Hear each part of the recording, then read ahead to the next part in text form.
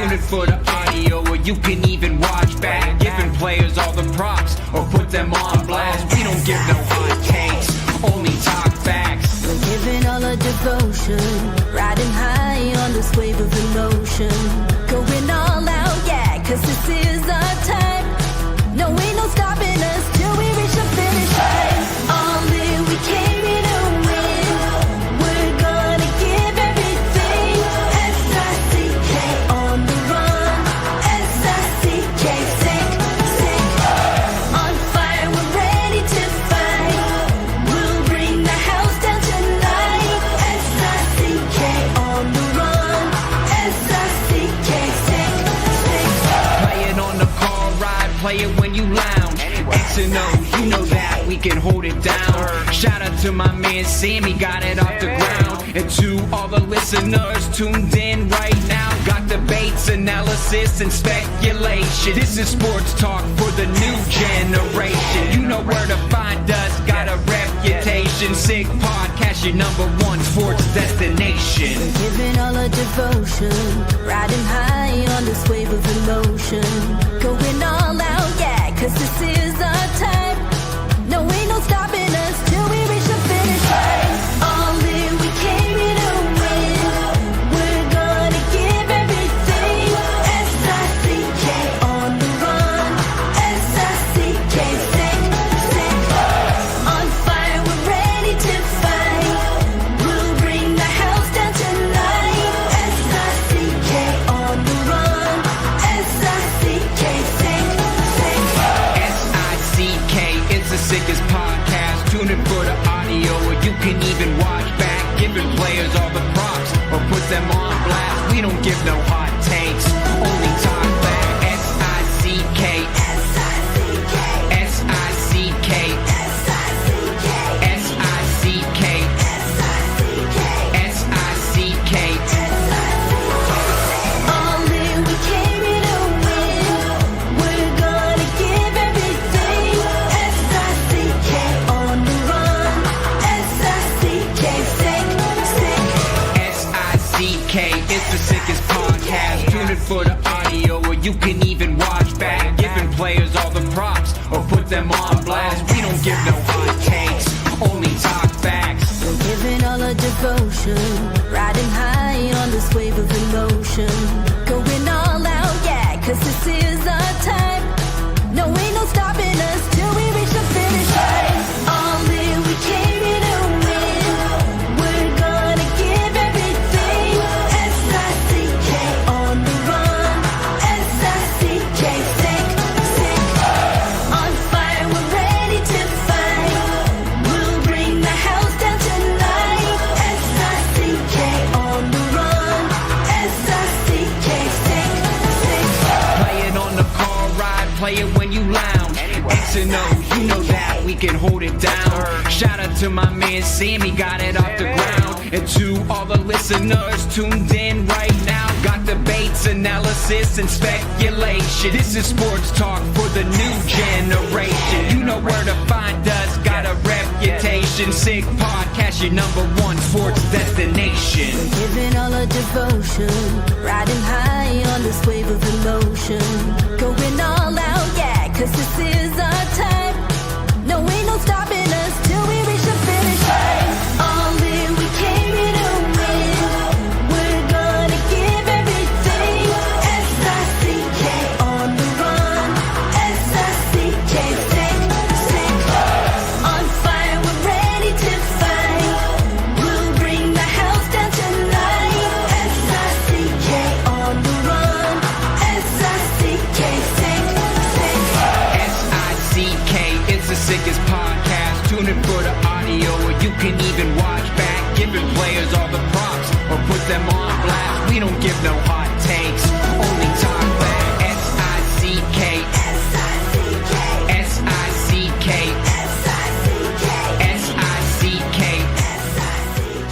S-I-C-K. Turn up your volume.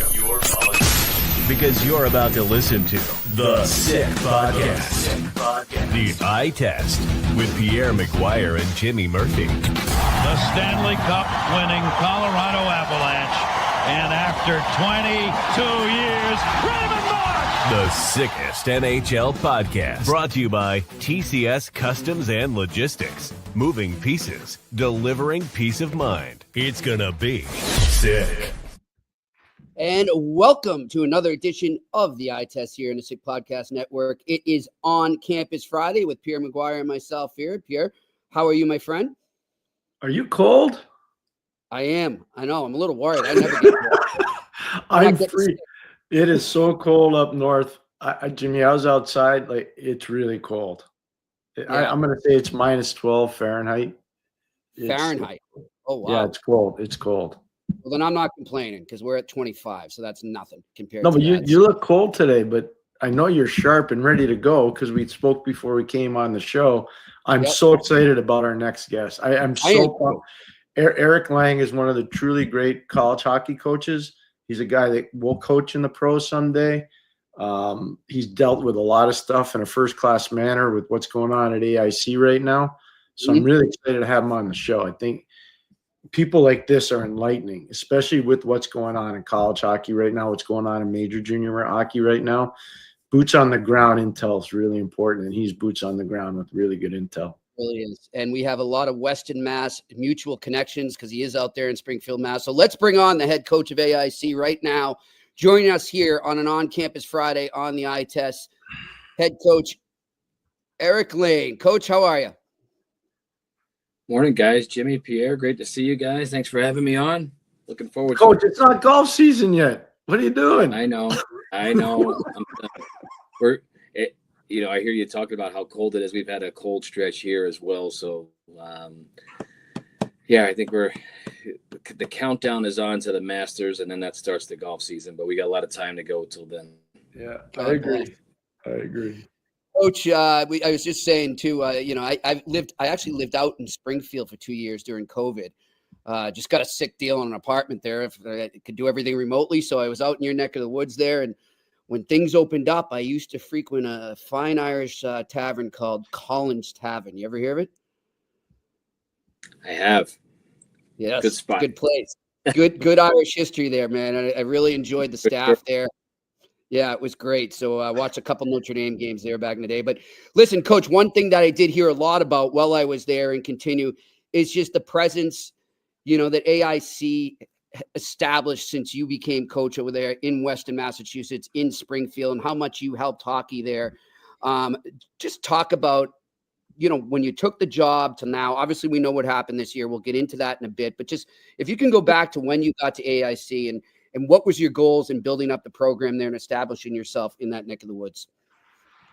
Yeah, I think first goes back to, I was a player in the late 90s here at AIC, and then I was fortunate enough to come back and work for one of the greatest people in college hockey, Gary Wright, who was here for 33 years prior to me. I was able to come back and be a grad assistant under his watch, and then fortunate enough to end up at Army West Point, and then worked for one of the greatest people in the world, Brian Riley, one of my best friends, mentor. He's like a father figure, if you can combine it all in one, and really learned a lot about not the technical part about coaching, but the people part. Nobody does it better than him. And had an opportunity 9 years ago to come back to my alma mater. And, although that's not, AIC at that point was not anybody's dream job, it certainly was mine.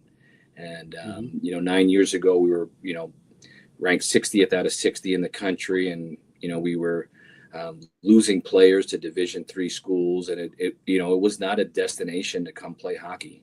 And, we looked at, when we first took this job over, we said, hey, we can do it the same as everybody and try and do it better, or we can try and do things a little differently here. And, we were one of the first programs really with a foray into Europe.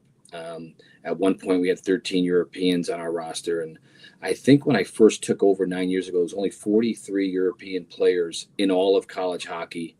And boy, has that landscape changed when we fast forward it 9 years. So we saw an opportunity for growth. Quite honestly, a kid from Sweden and Finland or the Czech Republic, he didn't know the difference between BC and AIC. And that was a competitive advantage for us. And then we kind of got this on a conveyor belt where, good European players want to play with other good European players. And, we've had a 6-year run that has been as good as any school in the country. We had 5 first place finishes, a second place finish. We were in the NCAA tournament 3 times. Probably the best team we had was that COVID year where we got shut down. And, we certainly feel like we've moved the needle in terms of AIC hockey over the last 9 years. And when I say we have, I've had some great assistants. Mike Towns, who's over at Michigan State, Steve Weidler, now the head coach over at University of Vermont. Corey Schneider is over at Clarkson.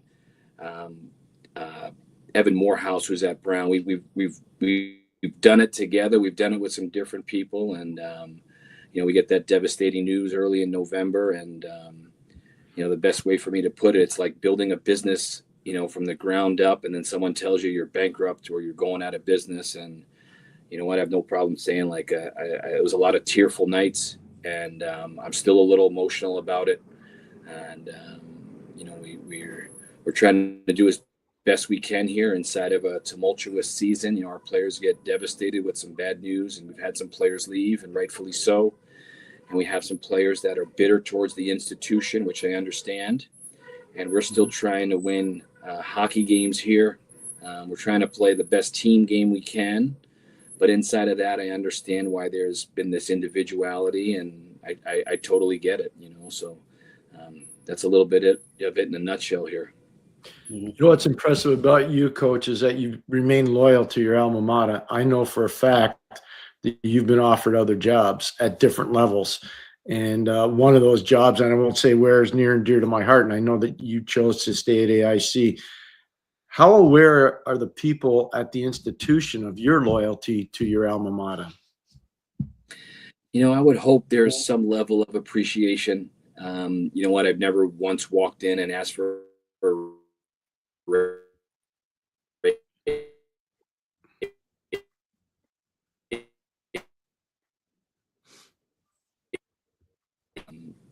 for me, this, goes back to my dream job, and I never wanted to work anywhere else. And, now things have changed here. The landscape has changed. I know you've mentioned I have turned down some good opportunity through the years here. But, after this season, I'll certainly be looking for what's best for myself and my family. Coach, you came up with a wonderful idea to try and help players in the situation your players are in, and other players as well, with a transfer camp, I guess you call it, or what? Portal, Jimmy. Portal. Portal, yes. I know, but Yeah. a session. Yeah. So, I'll bring it back to that early week in November. We walk in, I get this awful news from our interim president, and I go from that meeting to she's now going to break the news to our players. So I really didn't have an opportunity to interject and let our guys know what's coming here. So they get the news, and I could see the devastation, and who's going right to their cell phone, and their worlds have just been turned upside down. And immediately said, hey, we'll get back to Mass Mutual Center where we play our home games, and I want to talk to you guys. And it was really one of these ad lib kind of meetings, and I could see tears in their eyes, they could see tears in my eyes. And the one thing I wanted to stay loyal to was I just said, hey, whatever this looks like over the next 4 months, I'm going to find each and every one of you guys a home to play next year. You took a venture to come to AIC. You made a bet to come play for me, and I forever feel loyal and indebted to you guys. And I looked him in the eyes and just said, hey, I will find you guys a great home from here. You have my word. And from there, there's major shifts happening in college hockey, CHL and major junior. We have roster shrinkage down to 20, a lot of teams that are going to opt in and be down to 26 roster spots. You always have the 300 or 400 kids that are going to be in transfer portal, because that's been what the numbers tell us they've been through the years. And I started thinking, I don't know if I'm going to be able to place all of these guys. I certainly think I have 10 or 15 Division I players, but I put my coach's hat on and said, boy, I'd be really patient if I was a coach right now in this environment, because there's so many good players. There's going to be so many good players available.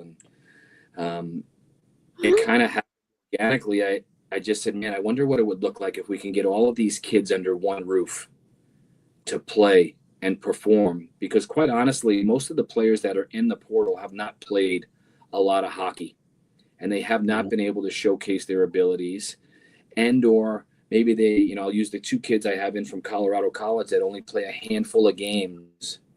And in the handful of games they're trying to play, they're fighting for their lives, and they're playing so simple, and they're playing not to make mistakes. They're playing to stay in the lineup, and it's not the true player for what they are. So I think when you look at it all encompassing, like, it's a win for the players. They get to showcase their abilities. And I really think it's a win for the coaches, because usually what takes about a 1 or 2 month process to recruit a player out of junior hockey or wherever we're recruiting them, we're really in fast forward, and we're trying to do this in 1 or 2 days. A kid goes in the portal, they get overwhelmed and inundated with 25 phone calls from every Division I school in the country. It's overwhelming for them. I just think, you know, we have an opportunity here to do this a little better than we've done it in the past. And I think it's a win-win. I think it's a win for the players. And for me as a coach, I quite often say, like, I don't want to be looking for players. I want to be looking at players when I go on the road and recruit. And here's what's not up for debate. There will be 60 to 80 college hockey players on the ice, you know, in one weekend. And we've all established that they are college hockey players. So, you know, I'm excited. I would be really excited to evaluate this. And but I'm as excited to help move my players on, and to help move to help all, you know, anybody that's going to be in this showcase. Hey, Jimmy, those 2 players from Colorado College the coach was talking about, one of them is Danny Waite, whose dad played in the National Hockey, and the other one's Noah Serdachny, whose sister is an elite player that played at Colgate University, and the dad coaches skills with the Edmonton Oilers. So he's got two real good players. I know both kids as their players, and I watched Danny play in Penticton the year before my son went out there. So I know the background on both kids really well. I'm glad he brought them up. Coach, I'm going to tell you this right now, and I'll say it in front of everybody. If you need help at your camp, don't worry about paying me. I will come and help you. I think what you're doing is I think what you're doing is amazing. It's an awesome service to kids. It's an awesome service to college hockey. I will come there on my own nickel. You don't have to worry about anything. And if you need me on the ice, I'll go on the ice. You need me to coach, I'll coach. You need me to help you, I'll help you. I give you that right now. I give you my word as a man right now. I know that, and I appreciate that. And I may take you up on that, Pierre. Good. I hope you do. I'm in shape. I'm ready to go. Don't worry. I know that. And you know what, too, if you, you know, remind us too, when it's coming up, we'll have you on again just to talk about it and promote it and get everybody excited about it. We'd love to. Yeah. You know what, Jimmy? You know what I think we should do? You know what I think? We should do a remote from there. 100%. I'm down. Let's 100%. do it. Are you, Coach, are you doing that in South? Where are you doing that? In Connecticut? Avon, right? Simsbury, Connecticut. Great facility. 2 great sheets. Workout facility. Nice bar upstairs. It'll be good. And you know what? Access to Bradley Airport. The one thing that's kind of happened organically here. We've had commitments from the Big Ten, NCHC. Every major college conference is going to cover this event.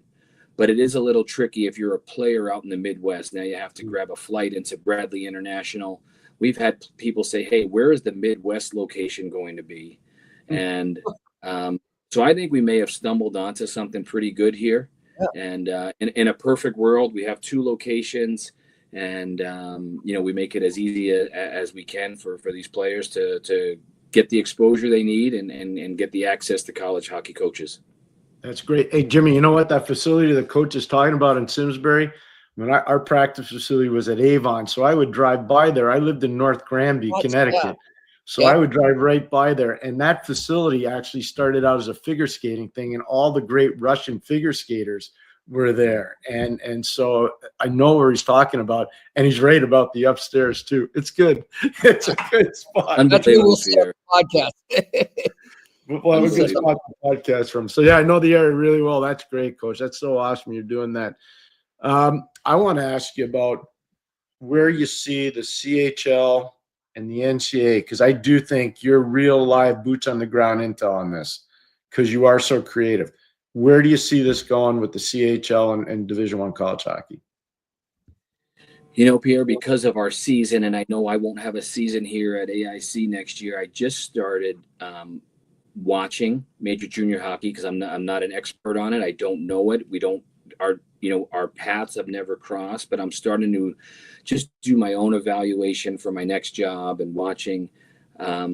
If I had to start a Division I hockey team tomorrow, so if you say AIC is back in business and you've got to grab 28 players, I could probably do it in the next 48 hours. That's how many unbelievable hockey players are available. And it's going to make our sport incredible. In my opinion, I think it's really, really good. I don't want to call it for the haves and for the have-nots, but for the mid-range Division I hockey programs, we are going to be able to increase our depth twofold. I still believe the Michigan States and the Michigans and the BCs of the world, they'll always get what they're going to get. But I think there's an incredible opportunity for everyone else to close the gap. If you do your homework, if you're out, if your boots on the ground, because there are so many good players available. It's incredible. It's really, it's like shooting fish in a barrel here. It's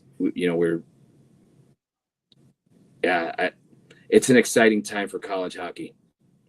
I agree, Jimmy. Coach has said that so perfectly. I couldn't agree more.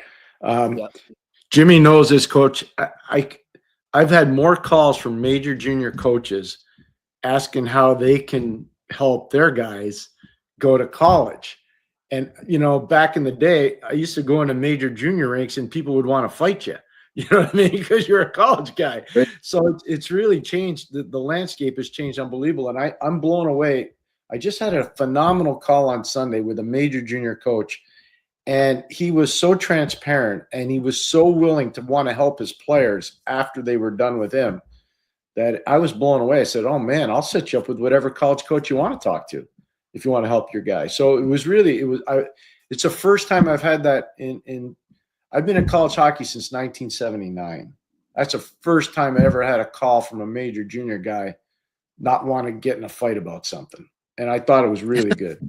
No, I did. I thought it was really good. I did. No. And I think as this thing goes along and there continues to be more partnership and it's, like I said, I think it's a win-win. I think, the major junior, maybe the Adam Fantillis play a year in London and then go to Michigan, right? And I think it's an incredible win if you're an NHL general manager and a kid ages out in major junior, and now you need to see him a little bigger, stronger, playing against older players, and he's not quite an American leaguer, but you think he can get there. I think there's going to be more partnership with even college guys reaching out to NHL general managers saying, hey, I'd love to get your kid from West Kelowna here. We'll hold on to him for 2 years. We'll get him bigger, stronger, faster, and he'll be ready to play in the American League for you. So I think the collaboration is important here, and I think as this becomes more normalcy, we're going to make the product even better for the National Hockey League. Couldn't agree more. Are you seeing that trend now? Because I know when this was first announced, Coach, there was a lot of hesitancy. There's a lot of negativity surrounding it, a lot of resistance. Because as Pierre said, there used to be that divide between juniors and college. Are you starting to see the trend go the other way already? I think so. I'm making a lot of phone calls and I'm asking guys, how are they going about this?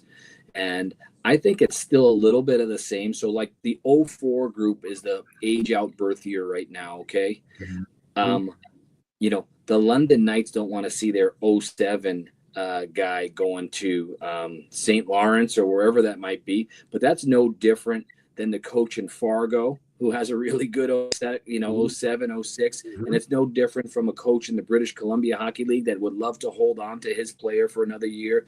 So I think some of that is really similar, and I ultimately, those guys' livelihoods are impacted as well, right? So they lose good players to college maybe a year too early. So I don't think any of that is any different than what we've seen through the years, whether you're recruiting in the Alberta Junior Hockey League or now the Western Hockey League. Move them on when they're ready. And I think as college guys, we kind of do the same. We want to move guys on to the National Hockey League or the American Hockey League when they're ready.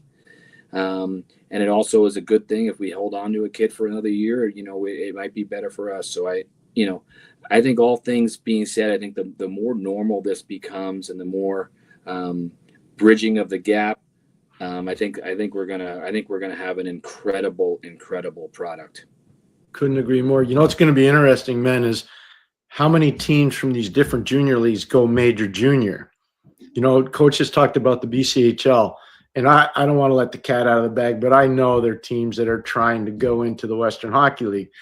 I know there are teams in Quebec that might leave Quebec and go south of the border as a transfer.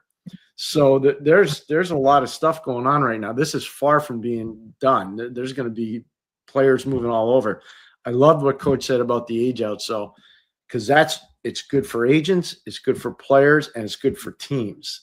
And eventually it's really good for fans, because what happens is some of those age outs, they're not ready physically to play pro hockey. They're just not. They're not. So now they get a chance to go play for somebody like Coach, and they get better. They get bigger, they get faster, and they get educated. And then they're ready. And so it's the philosophy overripe rather than underdeveloped, and that's kind of where we are right now. And then the one thing I would have to think, like, where is the college hockey boom? Because right now there's not enough chairs at the table for all these good players. I made a list yesterday. There was at least 20 players on my list in major junior that are 4th, 5th, and 6th round NHL draft picks that are not committed or have opportunity to go play college hockey. And I started this by saying I could build a team of 28 players tomorrow morning and be a really competitive team. So where is the growth in college hockey? Does this force, the SEC to get involved or some of these California schools? Because 60 Division I programs is not enough for the amount of players that are eligible right now. And Division III hockey is going to be a huge benefactor of this as well. The Hobarts of the world, who, by the way, have lost the game in 2 years, but they're going to, it's the Division III hockey is going to go through the roof as well. So I'd like to see a big college boom, because of all of this movement. Well said. Yeah. That's so spot on. So spot on. Coach Taylor was saying the same thing, speaking of Hobart, when we had him on a few weeks back. And guys, I would think too, like, and Pierre, we've had this discussion before, maybe some of these club teams as well. I love what Coach said. The SEC, like, I know for a fact there's some of those teams are getting 10,000 people a night in their buildings to go watch club games. Whether it's Clemson, whether it's South Carolina, whether it's University of Georgia, they're getting huge crowds, gigantic. Yeah. I just spoke to a friend of mine out in Arizona, and she went to she's teaching classes at Grand Canyon University. They have a club team. She said the place was packed. She couldn't believe it. And that's in Arizona. And, you think Arizona, we only hear about Arizona State now. So that right there, that's a good sign as well. Yeah, no, it's great. Coach, I wanted to touch base with you on where you think, like, Hockey East, okay? I know you watch tons of games. I can't believe how hard it is night in and night out in that league to win games. I've been watching it since the league formed. I was coaching at Babson when the league actually formed. And, it was a good league, but it was never super elite. Now, all of a sudden, every night, it's like a tongue war. It's unbelievable how good it is. I was at an Avon Old Farms game on Monday. I see Coach Kavanaugh there, and they're having a tremendous year over at UConn. And, they look like they're almost like a number one seed. And, I said, Cav, good luck down the stretch. And he rattled off his games down the stretch. And, like, you could play well and go 1-7, it's true. The league is a bear, and Steve Weidler, my former assistant, who's at University of Vermont, who's doing a great job of getting that program going. Agreed. He said night in and night out, it's unbelievable. The parity, and you really have to perform on your Fridays and Saturdays. And if you don't, you're on the wrong side of some scores. And, it looks like, I don't know if they're going to get 6 teams in the NCAA tournament right now, but boy, oh boy, it is a bear. And, anybody beats anybody, and Merrimack goes and clips Boston College. Like it's parity in college hockey is unbelievable right now. I watched 2 games at UVM, not this past weekend, the weekend before. First of all, hockey's back in Vermont. Hats off to your former assistant and also to everybody involved in the program. It's back. It used to be an unbelievable program, and it went away for a while. Now it's back. It's exciting. But the level of compete from his players was phenomenal. I saw Northeastern play 2 games, and Northeastern won both. But they were hockey games. They were hard in your face hockey games, and it was an ice bag day. Sunday was an ice bag day for both teams. But the intensity is awesome to see. It's really good. We played University of Maine first weekend of the year, and we were on the wrong side of a bad score. And we've played University of Michigan in the tournament with 11, 12 NHLers. We've played North Dakota with 6 or 7 NHLers in the NCAA tournament. We've never been as overwhelmed as how good that University of Maine team is. Like, I walked out of that weekend and said, boy, that's a Final Four team.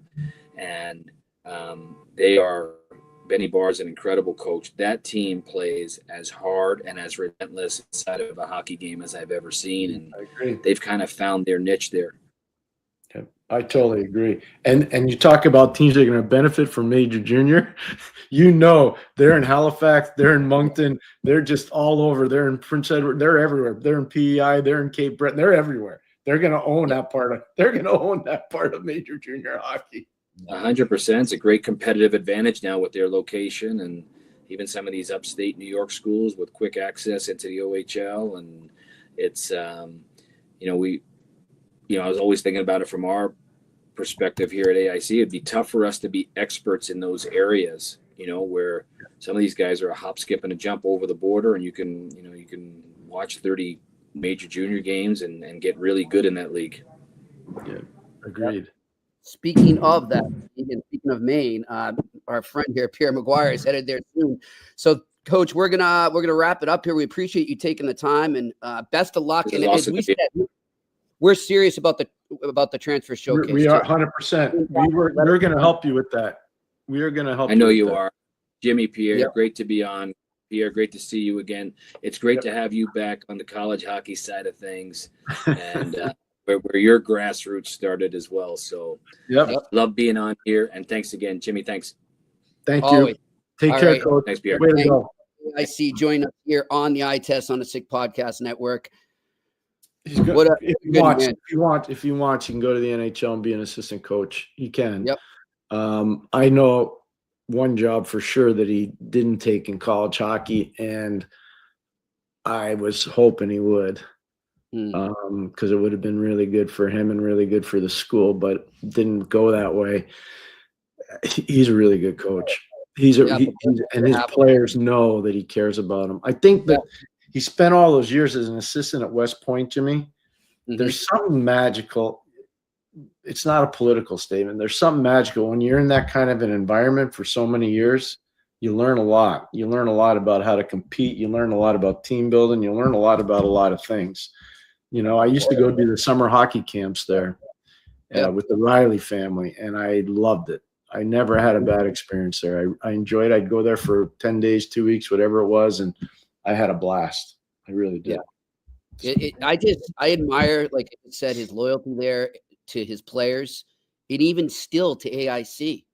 I mean, I'll be straight. I don't care. Like, I don't have any horse in the race. He has every right to be ticked off and say, I'm out of here. I can't believe you guys just did this. And he didn't. Instead, he stayed there. And as you just said, he's turned down some jobs, and he's helping out the kids that are still there. He's helping future players.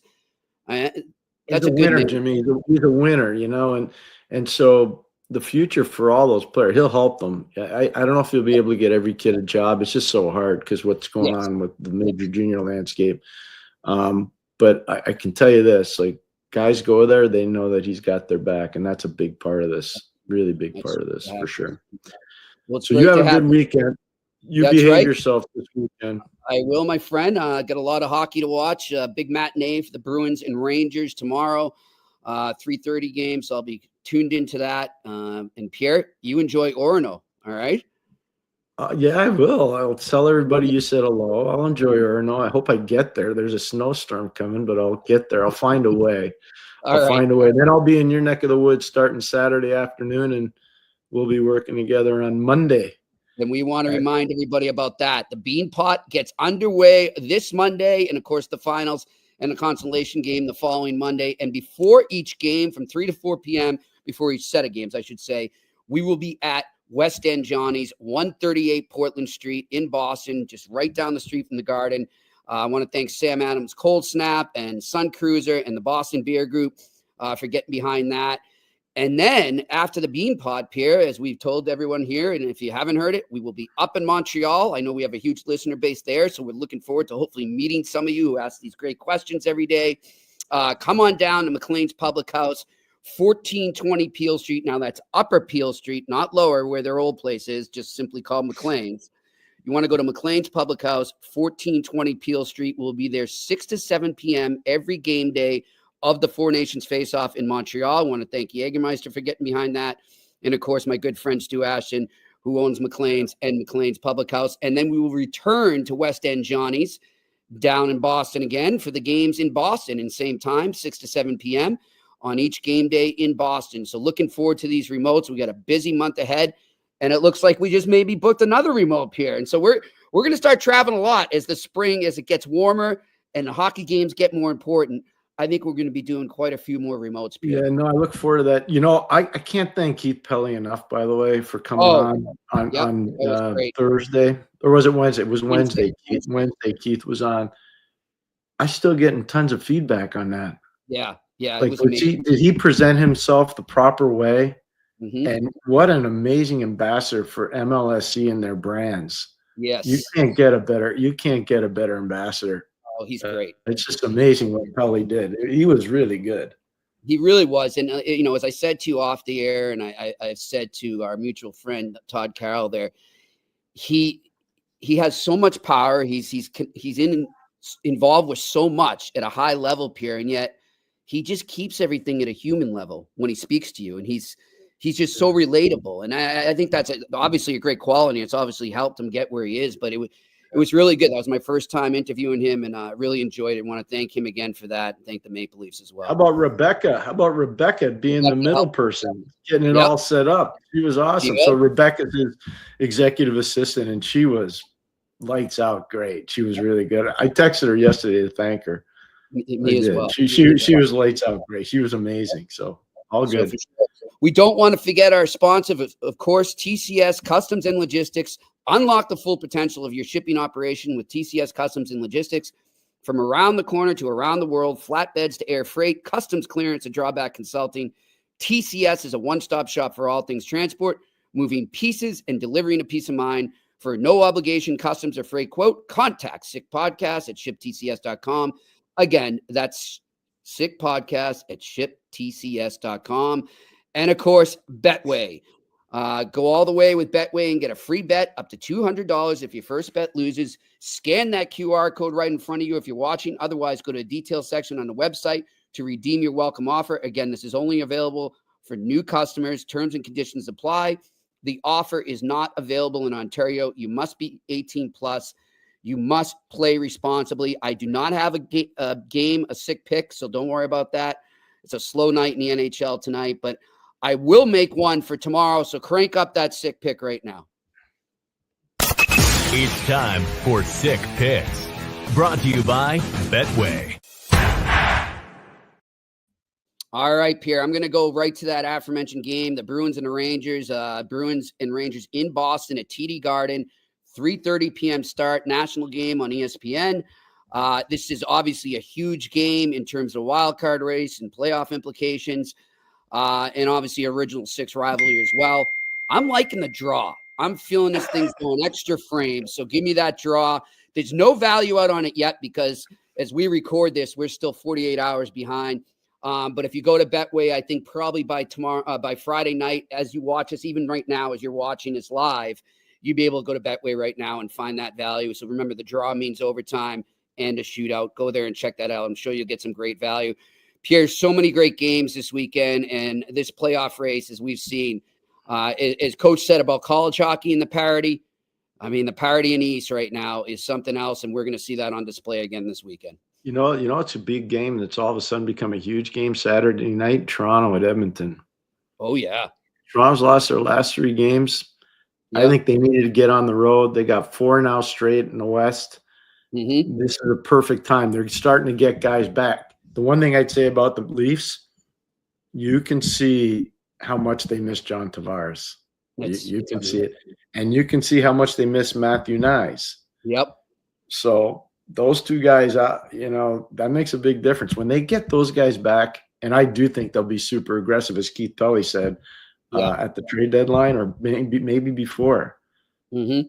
I still think look out for Toronto. They could be really good. I'm with you. You know who as a result of those injuries, though, and I never want to see anyone get hurt, but I'm happy to see Jacob Quillen get a chance. Jacob Quillen. Jerry Buckley client. How to put that in there for our good friend Jerry Buckley. Yeah, Jacob, good player at Quinnipiac, played for Rand Pecknold, played in Penticton for Freddie Harbinson, and there you go. Yeah, he was a locker mate with a. He was a hot name. He was a locker mate with a kid named McGuire. So there you go, Jacob. That's right. Good stuff. All right. Well, listen, we want to thank our sponsors. Thank everyone this week there at the Sick Podcast studio. Pierre, you enjoy the hockey this weekend. Have a great time in Orono. I'm sure we'll be in touch. And until then, this has been another edition of the Eye Test here on the Sick Podcast Network.